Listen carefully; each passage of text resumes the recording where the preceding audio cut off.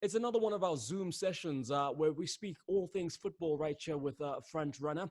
And now we're just kind of rewinding time and going back to a formative year in South African football. And that is, of course, 2010, which saw South Africa hosting the FIFA World Cup. And joining me for this video chat, I have none other than Bongani Khumalo from Supersport United and a player who was involved back in 2010 to help kind of tap into the nostalgia that he might be feeling, because it has been the mood at the moment, everyone reflecting on that year, Bongani. And just in terms of symbolism, what does it mean to you when someone brings up the year 2010? It's such a special moment. One that has been very difficult to match in my career, certainly, and it just brings goosebumps. I mean, just to think 10 years ago today. I mean, I'm not sure what the time is, but I'm pretty sure right about now we would have had, we would have just had our pre-match meal and in our rooms, Yeah. getting our stuff to go to the stadium. And it's quite surreal to think that 10 years has gone by. I mean, Pereira did say, once the World Cup starts, it goes like this. Right. And it did. Yeah. So let's talk about the everyone around you, because obviously it was a big deal for any South African, the man on the street. But, I'm guessing proximity from family members, from friends, that must have been palpable. You must have felt that. And essentially their joy for you to be participating in such an occasion. Yeah, that makes it super special. I mean, to be around my friends, people that I was in high school with, we used to dream about, whether I become a player, what it would be like, or even playing in the World Cup. I mean, my friends in high school used to tease me about it, whenever I played like for the high school, we'd be like, hey, easy, Bongani, it's not the World Cup, Right. And forward to the time whereby I was actually playing in the World Cup, I mean, it was truly special. I mean, on this day, I know my friends were calling me, being like, dude, like, can you believe it? Like, it's actually happening. Like, you are there, So quite special. I mean, it's memories and moments that we talk about and go back to. Certainly get back together with my friends. I mean, obviously now we've all been sort of scattered across the country. Again, it's been super special sharing those memories. Did you ever think that you'd be in a World Cup? I mean, it's everyone's dream, but when you were Yeah. being realistic and pragmatic about it, did it ever occur to you that you might be in one, especially one on home soil? I thought I would be a part of a World Cup because, to give you an inside story, I'll keep it short. So with my dad watching the '98 World Cup, I mean, I remember watching that with my dad, and we love football, and my dad. I remember my dad talking to me saying, if we started saving now, World Cup's in 4 years, surely we should be able to go to the, and then ultimately would have been World Cup 2002, right? So my dad passed away in 2000. So we couldn't share that moment, but that was certainly something we'd spoken about. But I think the special thing is that he passes away in 2000, and 10 years from that, I'm playing in a World Cup in South Africa. Right. I mean, you can't script that at all. And obviously, for me personally, to score as well against France, having spoken about being at a World Cup while France was being played, it's just incredible and truly special. Nah, I mean, that is a confluence of things coming together in a lovely way there. Speaking of your late father, and you watching football with him, what was the most memorable World Cup you kind of took in with him, or one that you watched with a lot of glee and excitement before participating in one? Essentially, your favorite World Cup. I think my favorite World Cup would have been, 2002 when I watched it, because at the time I was a massive David Beckham fan. And if I'm not mistaken, I believe David Beckham would have been the captain at that World Cup as well. So I thoroughly enjoyed watching that one. It was obviously I was a bit older, so in terms of my knowledge of the game, it was a lot much better. So I appreciated the game a lot better as well. And 2002 World Cup. Okay, let's talk about the coaches, because obviously, for us, it was making sure we prepare, getting the best coaches to kind of help to put together the best team for the World Cup. In terms of that Brazilian flavor that was brought in, the likes of Carlos Alberto Pereira and Joel Santana, was that a good fit in your mind at the time? Yeah, I mean, obviously, Coach Joel Santana came in. As it were, as a replacement for Pereira. And again, learned a lot from him. He was a coach during the confed, Mm, and we had a decent bed. Um, After that, Pereira came back in again, and personally, I think the world of the man is an incredible, incredible human being, and mm, an even special coach, mm, even better coach. Um, he's seen everything at that level. He's won a World Cup. He was Pele's fitness trainer at one mm, point. mm, And in terms of preparation, I don't think we could have asked for a better coach to prepare us. I mean, he was so calm, he was so cool. He did so well to keep the media and the hype away from the camp, away from the players, and just kept everyone firmly focused on what needed to be done on the field, and just basically whatever distraction there was off the field, whether it be preparation for the World Cup, are the arenas ready, or mm. fans, whatever it was, he kept that at bay. I mean, the press, I mean, we already know how challenging that can be. Sure. Um, oh well, I mean, his demeanor as well around the place was truly special, and I learned a lot from him. Okay, I mean, you don't hear that often in terms of the glowing words.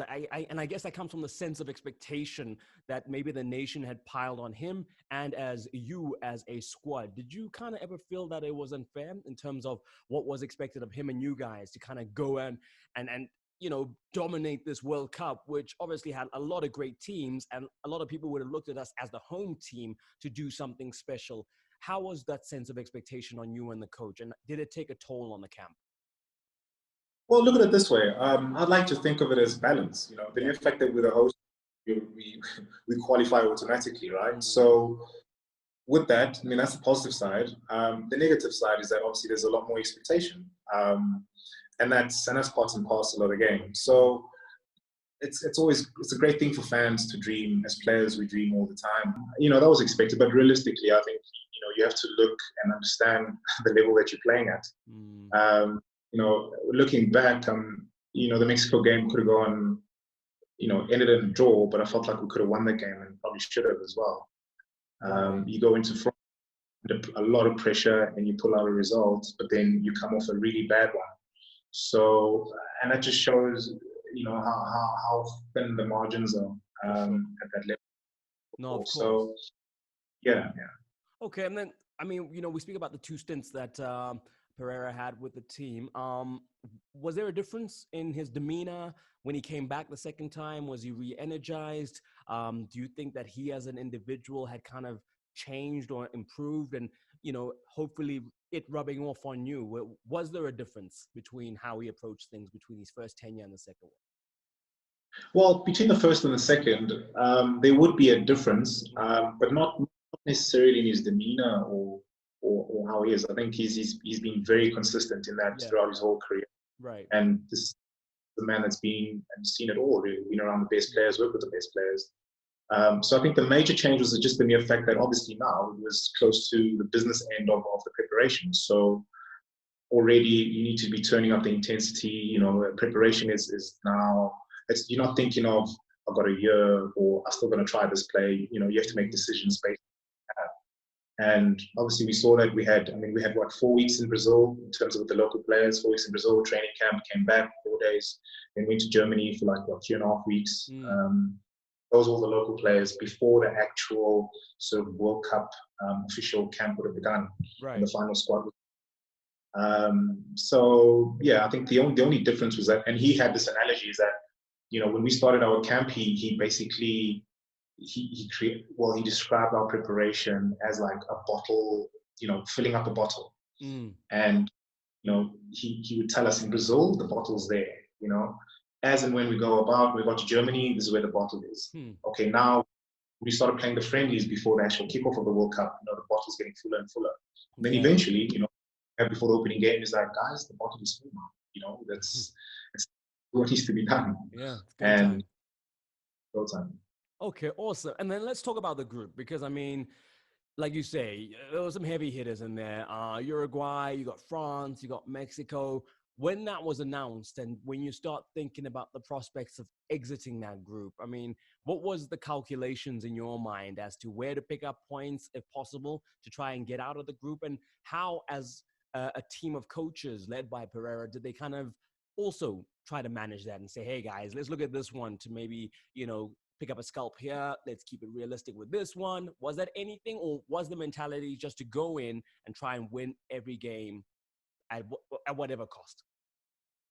No, of course. I mean, look, preparation is, you have to get points from every game. Yeah. You know, it's 3 games, very, very quick. And with these tournaments, it's so important to start off with a positive result. I think if you can get that positive going as soon as possible, you're in a strong position. And that's literally what was told. What they told us is, it wasn't about, okay, if you play against this team, make sure you win, or this one you can kind of settle. It was purely based on the fact that the sooner you get your points, the better. And as it should be in every tournament, really. No, for sure, for sure. And I mean, I guess, you know, for you, scoring in that France game, as awesome as it was to make that dream come true and win the game, you know, for it not to be something that would help you go through to the next round, I'm sure kind of curtails the excitement of that occasion. Yeah, it did. It did. I mean, you know, you just scored a goal in the World Cup, but you're sitting on a bus going to the hotel and you feel distraught. You know, it's not really how you kind of write the script. But look, we put up a good fight. We were honestly so close to progressing, but it wasn't meant to be. And at the end of the day, I guess as a team, we can be proud that we left with the sort of a positive feel and left a good impression in terms of our football and our country. I think that was very, very important. Coming back from, you know, off the Uruguay result, you know, our backs were against the wall, and we had to show up big time. Right. No, well, you did. And it's like I said, it's unfortunate that it didn't mean something in the greater scheme of things and progression and as far as the competition was concerned. But for you, on a personal note, the biggest takeaway from the World Cup, was it the sense of camaraderie that you saw from the stands when people watched you guys play? Was it the sense of camaraderie amongst yourselves? What do you think was the biggest lesson for you coming out of that World Cup?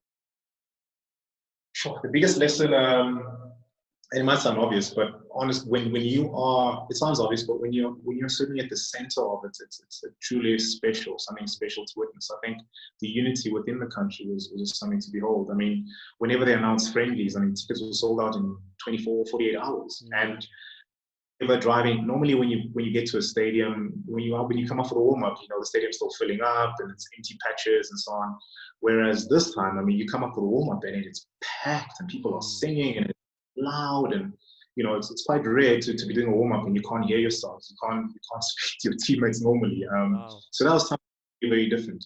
And then you look at like the official games. I mean, I'll never forget the game against Colombia, which would have been a very reversal for the opening game. Seeing the national anthem, and you watch, you know, there's rows and rows of people sort of like, you know, in arms. And when you look at it, you think, oh, that's a big family. But then when you pan across, you're like, well, that is a massive family. And that just showed the unity. Barriers were broken, I felt at the time. Race you were, everyone was just focused on one team, one country, and one goal. And that was something special, certainly, to be a part of. And I mean, looking at through a critical lens, I mean, does it feel like that was a showpiece and we kind of got it right and did well on that occasion?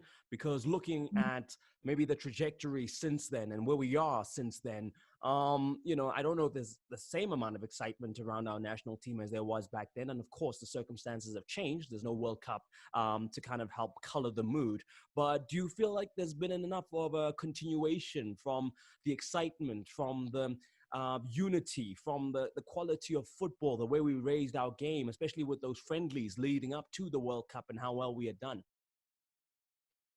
Sadly, I have to say no. You know, I mean, I think 10 years on, and you know, there's a feeling of us having gone backwards. But there's a lot of things that may contribute towards that. I think, you know, Pereira said it back then. He said, you know, you can't have a World Cup and then now you got a World Cup coming. Now you focus on the top end, trying to get players, trying to make players good, and trying to make Ronaldo. You know, obviously the Ronaldo, trying to find a Ronaldo, trying to, as he's done overnight. And that doesn't happen. That's number one. That's generational preparation, and that comes from youth levels. And he preached how South Africa needs to focus on the youth. Like, we got all the talent in the world, all the ability, the speed, endurance, whatever. But we need education, and education of football comes from academies, and proper academies at that. And I don't think enough effort is being put into our academies to ensure that we have a consistent crop of players coming up. And I've said this before, but if you look at Tux, like, I come from Tux's Development Academy, which is a proper setup. You know, you get proper meals, you get taught proper professional sports and lifestyle and all of that. And Mm. just from that, I mean, as Robin Giannis played for the national team, Narata Shabana played for the national team, Andy Lajali played for the national team, went to True. Europe. Lungu played for Tux, right? Yes. Played for Santana, Mm-hmm. Europe. Half played in the PSL, went to Europe. I mean, if you Right. look at just one academy, players off the top of my head, there's still Rudy Isaacs. There's so many other Mm. players Mm. that have PSL that come from one structure in Pretoria, just one. Right. Right. Think about, for one structure to have so many international players, so many players to have played abroad as well. Yeah. Imagine if we had five. Yes, Do you know what I exactly. mean? Just replicating Where that. will we be? Yes, where will we be in terms of our level of football, in terms of our national team? And Mm. that's what it is at the end of the day. So until we do that, it will be very, very difficult to compete at the highest level. It's scary. It's as if almost someone doesn't want us to be good at football. Yeah, it's a Yeah, bizarre one because, yeah, like you say, School of Excellence, Tux. I mean, you yeah, know, the examples are there. The proof that it works is there. So where's the will to make it work? Strange question. 100%, 100%. And it is baffling. But then now, when you get to Bafana, now everyone wants to throw money at Bafana, and this needs to happen overnight, and it's never Mm, going to work that way. mm, And also, obviously, there's the big thing as well, the generational blessing. You look mm, at we generation of Messi and Ronaldo. We're so blessed to watch such special players. for sure. Other people would have been of, let's say, Maradona or Pele. Pele, exactly. Yeah. Yeah. But for us to hope to have that special generation, we need to have the structures in place. Mm, Otherwise, it'll be very difficult, and next I to agree. impossible. I agree. Okay, and then just lastly, I have to ask you, even though we're talking World Cup, your impressions of the current season, and of course all that's happening with COVID. Just like to get your thoughts on that before we end off. Yeah, I mean, look, obviously with super sports, we've kind of fallen off a little bit of the title race, but I Yeah. mean, with 6 games left and COVID with the wild card, you never know what may happen when we go back. Right. You ask us, fit? Are they fit? Are they at competition level? Yeah. Um, as a super sport, we're getting sent some hectic training regimes, Right. So as a squad, we've always had very, very good fitness levels. We don't have the biggest squad, but certainly our fitness levels are up there. So anything can happen. We're going to give it a good run. Hmm. What do we got? Like maybe 6+ games. Yeah. So and we'll see. Chiefs at the moment are leading, but they haven't won the title yet. Of course, they haven't. The only thing that might hurt you guys is that you've played a few more games more than everyone else. But let's see. Let's see how it pans out. Bongani Khumalo, thank you so much for your time and for your reflections on World Cup 2010. Really do appreciate it. Wishing you health and fitness going into this last round of the season, whenever that is. But when it Yeah. does happen, all the best to you and the team, sir. Thank you. Thank you so much. Thanks, Dave. Thank you.